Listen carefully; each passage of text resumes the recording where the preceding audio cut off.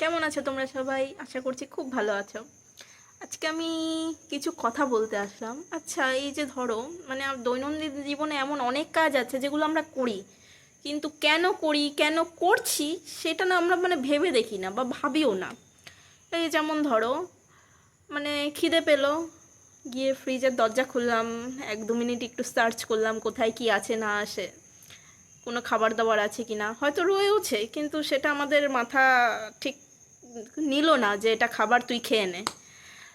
কী হলো, চলে আসলাম, আবার কয়েক মিনিট পরে গিয়ে আবার দরজা খুলছি ফ্রিজের। এবার আমার কথা হচ্ছে, এই যে আমরা পরে চলে আসলাম প্রথমবার দেখে, তাহলে কিছু টাইম পরে যে আবার গেলাম, ওইটুকু টাইমের মধ্যে কি ফ্রিজে আবার নতুন খাবার তৈরি হয়ে যায়? কেন করি আমরা এরকম? ওয়াই? I don't know. তোমরা কি কেউ জানো? আরও একটা জিনিস, আমি ফোন কোথাও খুঁজে পাচ্ছি না। ভাবছি কোনো দিক থেকে পড়ে টড়ে গেল নাকি। ফোনের টর্চ অন করে আমি চারিদিক খুঁজছি আমার ফোনটা কোথায় গেল। মতলব মানে কুছ, আই এম স্পিচলেস। তোমাদেরও কি এরকম হয়?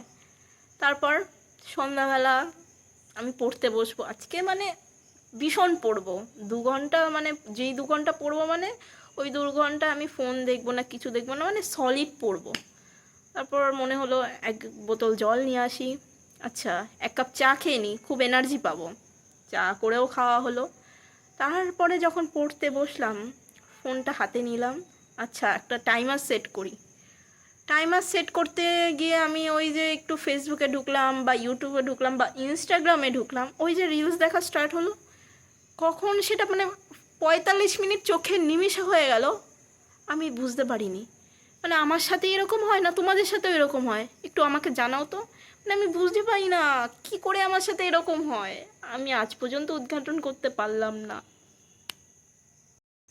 তারপর এই যে তোমাদের সকলের সাথেই আই গেস এটা হয়, মা যখন বলবে না এইদিকে আয় তো, একটু কথা আছে, একটু শুনে যা তো, বা নাম ধরে ডাকলো, ওই যে একটু শুনে যার মধ্যে কত কিছু লুকিয়ে আছে।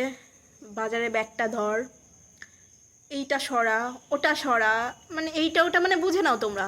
ছাদ থেকে জামা কাপড়গুলো নিয়ে আয়, জামা কাপড়গুলো ভাঁজ কর, আরও কত কি থাকে যে শুধু ওই একটু শুনে যা। কেন ভাই, বলতেই পারতো।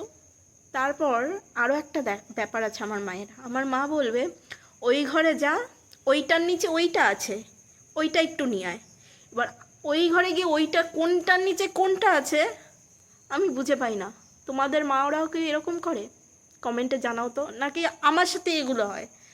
তারপরে বলবে, আমি যখন বলবি কোনটা, তখন বলবে, কানা তুই দেখতে পাস না, তুই আমার কথা বুঝিস না, এখনই তোর বান্ধবীরা ফোন করুক, তুই ওদের কথা বুঝে যাস কিন্তু আমার কথা বুঝবি না কেন? সারাদিন ওরকম ফোন নিয়ে পড়ে থাকলে তখন এই কথাগুলো তখন তো আর মাথায় নেওয়া যায় না, তখন তো আর দিক বিদিক শূন্য হয়ে যাস, বুঝবি কি করে আমার কথা?